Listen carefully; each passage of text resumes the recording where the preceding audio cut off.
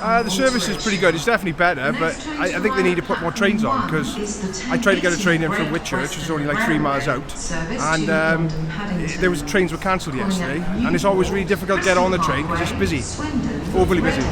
I think the service is improving. It's really nice to see the new trains coming in. The new trains are so much better than the old ones. But the service is still unreliable at times, and I'm afraid that's putting a lot of our friends off from travelling on the train.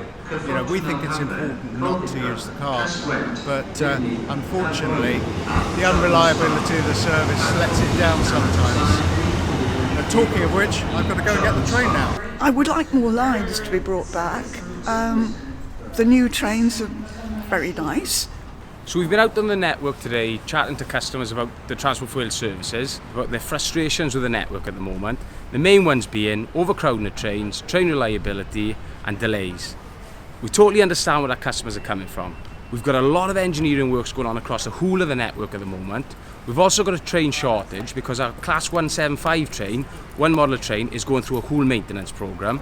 In North Wales, we've started to introduce our 230s to the Wrexham and Bidston line. Please be patient, we're going through transformation and things will improve over the coming weeks.